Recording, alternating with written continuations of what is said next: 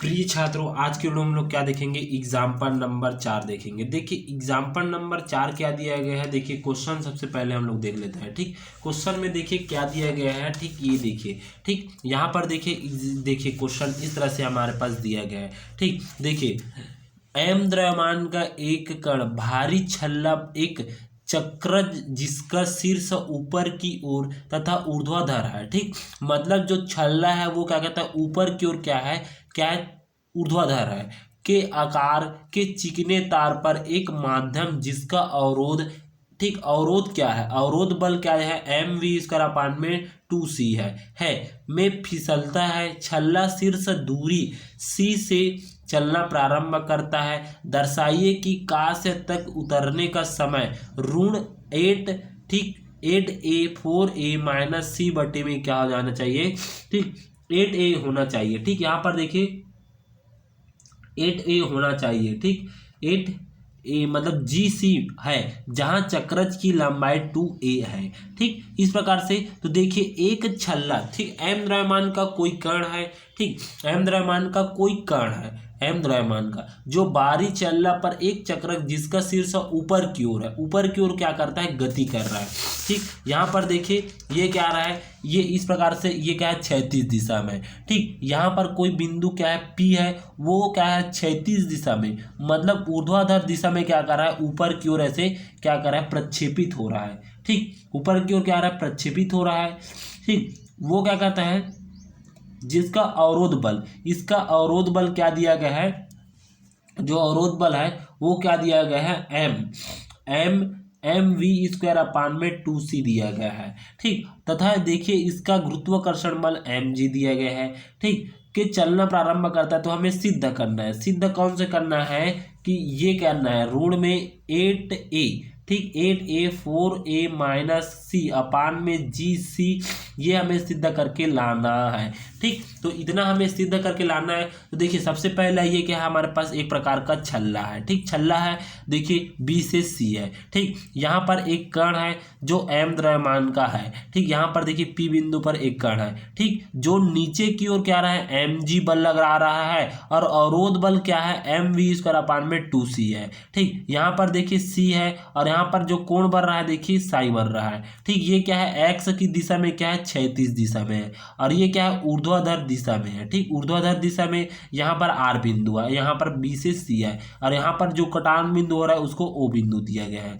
ठीक, तो यहाँ पर देखिए माना कि चक्रज का शीर्ष ओ तथा बी सी क्या है, B C U S P है।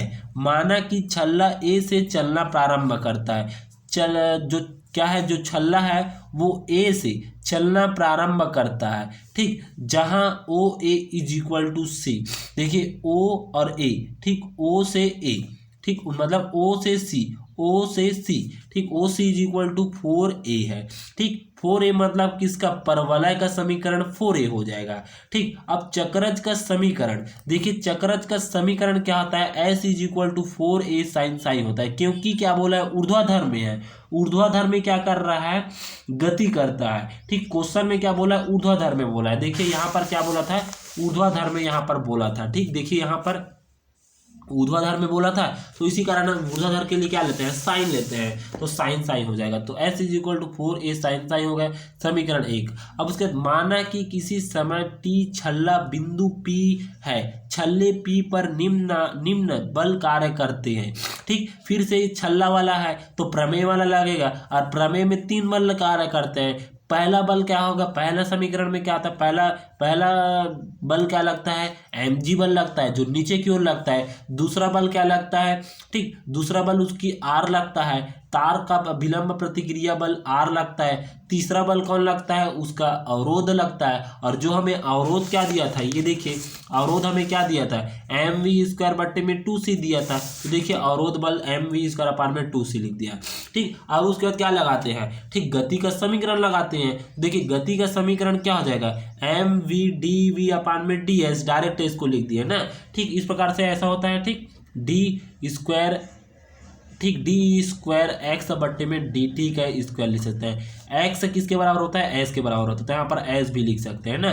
तो इसको इसका मान क्या होता है, वी डी वी अपान में डी एस होता है, और एम तो एम रहेगा ही रहेगा, तो M V D V upon में D S is equal to M G sine psi minus M V का स्क्वायर बट्टे में 2c हो जाएगा, क्योंकि अवरोध बल ये दिया गया है। ठीक, अब उसके बाद देखिए हमारे पास क्या आ जाएगा, यहाँ पर एम एम को हम लोग कॉमन निकालेंगे, एम एम कॉमन निकल गया, यहाँ पर क्या बचा है, वी डी वी अपान में D S is equal to यहाँ पर क्या बचेगा, G sine psi minus V square upon में 2c बचेगा। ठीक, अब उसके बाद देखिए इसके आगे क्या होगा, ठीक, इसके आगे देखिए यहाँ पर क्या होगा, एम का एम हो गया, एम एम कट गया तो क्या बचेगा, वी डी वी अपान में D S is equal to G sine psi minus 1 upon में 2 हो जाएगा। ठीक, ये 1 अपान में 2 और वी स्क्वायर अपान में 2c हो जाएगा। ठीक, इस प्रकार से हमारे पास हो जाएगा।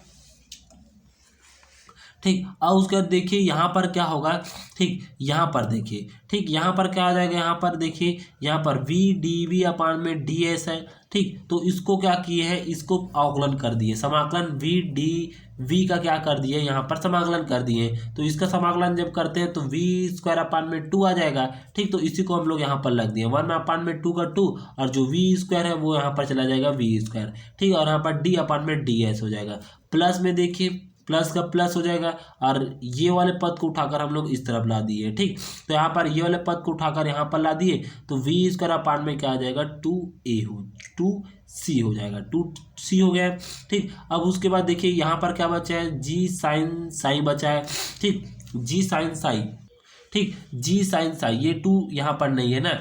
ठीक, v का स्क्वायर अपान में क्या है, 2c हो गया। ठीक, और यहाँ पर इज इक्वल टू देखिए g का g हो गया, साइन साई का मान देखिए यहाँ से हम लोग निकालते हैं, s is equal to 4a sine psi दिया है। ठीक, अब उसके बाद देखिए यहाँ पर हम लोग क्या करते हैं, इसको 4a साइन साई दिया है।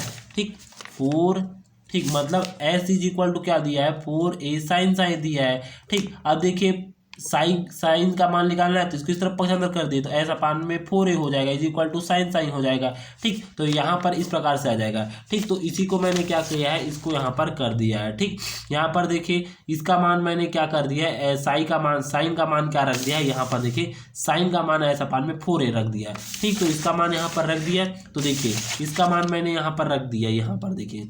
ठीक, यहाँ पर मैंने इसका मान उठाकर मैंने यहाँ पर रख दिया, इसको तो मैंने इस तरफ पक्ष अंदर कर दिया है, 1 अपान में 2 डी वी स्क्वायर अपान में डी एस, प्लस में माइनस में था इस तरफ, यहाँ पर प्लस आ जाएगा, वी स्क्वायर अपान में 2c हो गया इज इक्वल टू देखिए साइन साई का मान जी का जी है, साइन साई का मान एस अपान में 4a हो गया। ठीक, अब उसके बाद देखिए यहाँ पर क्या आ जाएगा, ठीक, 2 दिख रहा है यहाँ पर भी 2 दिख रहा है। ठीक, तो 2 दिख रहा है, 2 को यहाँ से कॉमन निकालेंगे कुछ इस प्रकार से। ठीक, इस प्रकार से ऐसे 2 को हम लोग यहाँ से ऐसे कॉमन निकाल देंगे। ठीक, यहाँ पर देखिए ऐसे यहाँ से 2 कॉमन निकाल लीजिए तो क्या बचेगा, डी वी स्क्वायर अपान में डी एस बचेगा, 2 कॉमन निकल गया, प्लस में यहाँ भी 1/2 कॉमन निकल गया तो v अपान में c का स्क्वायर बचेगा, तो 1 अपान में 2, और यहाँ पर क्या है g s अपान में 4a है, तो 2 एकम 2 कट जाएगा, तो यहाँ पर क्या बचेगा, 2 बचेगा। ठीक, तो इस प्रकार से यहाँ पर 2a बचा है, तो डी वी स्क्वायर अपान में D S plus V square upon में c और is equal to 2g s बटे में क्या आ जाएगा, 2a, समीकरण 2 हो गया। ठीक, अब उसके बाद देखिए यहाँ पर आगे क्या किया गया है, देखिए ये हमारे पास कौन सा समीकरण प्राप्त हो गया, रैखिक अवकल समीकरण प्राप्त हो गया। देखिए ये हो जाएगा डी वाई अपान में डी टी और प्लस में P Y is equal to क्या होता था, क्यू होता था, कुछ इस प्रकार से हमारे पास मिला है। देखिए डी वाई की जगह वी स्क्वायर अपान में वी एस है, डी एस है, प्लस में देखिए वी स्क्वायर अपान में सी है, 1 अपान सी का मान क्या है, पी का मान है। ठीक, और यहाँ पर ये देखिए तो पी का मान क्या है हमारे पास, 1 अपान में सी मिला है, और क्यू का मान क्या मिला है, जी एस अपान में क्या मिला है, 2a मिला है। ठीक, इस प्रकार से P का मान क्या मिला है, 1 अपान में C, Q का मान G एस अपान में 2a मिला है। ठीक, तो रैखिक अवकल समीकरण को हल करने के लिए क्या करते हैं, IF का मान निकालते हैं। देखिए IF का मान यहाँ से निकालेंगे, तो देखिए v स्क्वायर क्या है, रैखिक अवकल समीकरण है। देखिए p का मान क्या मिलेगा, 1 अपान में c, q का मान क्या मिला, जी एस अपान में 2a मिला है। अब उसके देखिए IF का मान का सूत्र क्या आता है, e के घात समाकलन pds होता है। तो देखिए p का मान क्या रखेंगे, 1 अपान में c रख देंगे, तो समाकलन 1 अपान में c ds के सापेक्ष हो रहा है तो ये कांस्टेंट हो जाएगा, बाहर निकल जाएगा, तो s का s समाकलन 1 का सापेक्ष है, s के dx के सापेक्ष समाकलन x होता है, तो उसी प्रकार यहाँ पर s के सापेक्ष है तो यहाँ पर एस आ जाएगा। ठीक, अब यहाँ पर देखिए इसको कैसे लिख सकते हैं, I F is equal to E के घात एस अपान में सी लिख सकते हैं। ठीक, इस प्रकार से हमारे पास आई एफ का मिल गया। ठीक, अब उसके बाद देखिए व्यापक हल क्या होता है, व्यापक हल क्या होता है, V square I into F is equal to समाकलन Q into I into F और यहाँ पर डी एस होता है, प्लस में एक कॉन्स्टेंट क्या लग जाता है, C1 लग जाएगा। ठीक, अब उसके बाद देखिए यहाँ पर क्या करें, क्यू का मान रखेंगे, आई एफ का मान रखेंगे और यहाँ पर आई एफ का मान रखेंगे। तो देखिए आई एफ का मान क्या मिला है, ई के घात एस अपान में सी इज इक्वल टू समाकलन क्यू का मान क्या मिला है, जी एस अपान में 2a, तो जी एस अपान में 2a ई के घात एस अपान में C D S plus C1 हो गया। ठीक, अब उसके बाद देखिए ये कांस्टेंट दिख रहा है, बाहर निकाल दीजिए। ठीक, तो वी स्क्वायर ई के घात एस अपान में सी is equal to G upon में 2a समाकलन एस इंटू ई के घात एस अपान में सी डी एस हो गया प्लस C1 हो गया। ठीक, अब उसके बाद देखिए ये कौन सा हो गया, फर्स्ट फलन इंटू सेकेंड फलन का समाकलन में वाला में हो गया, फर्स्ट फलन इंटू सेकेंड का समाकलन वाला हो गया। ठीक, तो यहाँ पर देखिए फर्स्ट इंटू सेकेंड का हम लोग क्या लगाएंगे, फलन लगाएंगे। तो देखिए वी स्क्वायर ई के घात एस अपान में सी is equal to G upon में 2a होता है। देखिए फर्स्ट फलन सेकेंड का समाकलन, इसका समाकलन तो समाकलन ई के घात एस अपान में सी डी एस हो जाएगा माइनस पूरे का समाकलन, पूरे का समाकलन फर्स्ट का अवकलन होता है। ठीक, समाकलन का सूत्र है, सुनते रहना ध्यान से, फर्स्ट का अवकलन होता है तो डी एस अपान में डी एस हो जाएगा। सेकेंड का फिर से समाकलन होता है, सेकेंड का समाकलन ई के घात एस अपान में सी डी एस हो जाएगा। फिर कोष्टक हो गया। अब देखिए पूरे के लिए समाकलन लगाए हैं तो यहाँ पर डी एस का डी एस होगा और कोष्टक ये बंद हो गया प्लस C1 हो जाएगा। ठीक, तो इस प्रकार से ये इसका सूत्र होता है। अब देखिए वी स्क्वायर ई के घात एस अपान में सी is equal to G upon में 2 हो गया है। ठीक, एस का एस, ई के घात सापेक्ष में समाकलन क्या आता है, ई के घात एस अपान में सी होता है, ई के घात एक्स का सापेक्ष समाकलन क्या आता है, ठीक, ई के घात ई एक्स होता है। ठीक, तो यहाँ पर देखिए ई के घात एक्स है, इसके घात में क्या है, एस सी है, तो इसको क्या लिख सकते हैं, सी अपान में एस लिख सकते हैं। ठीक, मतलब एस सी एस बटे में सी है, इसको एस बटे में सी, तो मतलब एस नीचे में आएगा, ये नीचे में आएगा, इस प्रकार से एस बटे में सी, तो इसको क्या लिख सकता हूँ, सी बटे में एस लिख सकता हूँ। ठीक, सी बटे में एस लिख सकता हूँ और माइनस में मतलब सी भस आएगा। ठीक, इसका जब मानेंगे तो एस अपान में, ठीक, क्या है, एस अपान में सी है। ठीक, ऐसा पान में सी है तो इसके सापेक्ष समाकलन होगा तो क्या आ जाएगा, डी एस के सापेक्ष समाकलन होगा तो ये कटेगा तो क्या बचेगा, सी बस बचेगा। तो यहाँ पर क्या बचेगा, सी बस बचेगा। माइनस में देखिए ये और ये कटेगा तो क्या बचेगा, यहाँ पर 1 बचेगा और यहाँ पर क्या बचेगा, ये सापेक्ष समाकलन तो सी बस बचेगा, समाकलन ई के घात ऐसा पान में सी बचेगा, यहाँ पर डी एस का डी एस।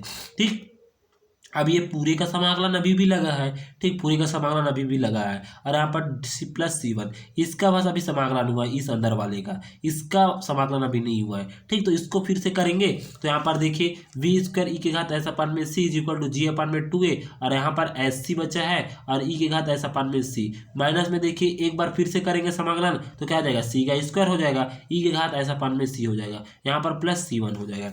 ठीक, अब उसके बाद देखिए यहाँ पर देखिए कॉमन क्या क्या दिख रहा है, ई के घात ऐसा पान में सी, ई के घात ऐसा पान में सी, कॉमन निकाल दीजिए, ऐसा पान में सी, जी अपान में 2a, यहाँ पर एस सी माइनस सी का स्क्वायर प्लस C1 हो जाएगा। ठीक, अब उसके बाद देखिए v का स्क्वायर, इसको ये से देखिए ये से और ये कटेगा कि कटेगा, नहीं कटेगा, कट गया तो we square equal to G upon में 2a एस सी माइनस सी स्क्वायर प्लस में देखिए यहाँ पर क्या आ जाएगा, क्या आ जाएगा, C1 ई के घात माइनस एस सी अपान में सी हो जाएगा। ठीक, क्या कर दिए, यहाँ पर भी ई के घात एस सी अपान में कर दीजिए, यहाँ पर भी एस सी अपान में ये कर दीजिए, तो यहाँ पर भी गुणा होना चाहिए ना, तो यहाँ पर गुणा होगा, ई के घात माइनस एस सी अपान में एस हो गया। ठीक, मतलब एस सी अपान में एस अपान में सी हो गया।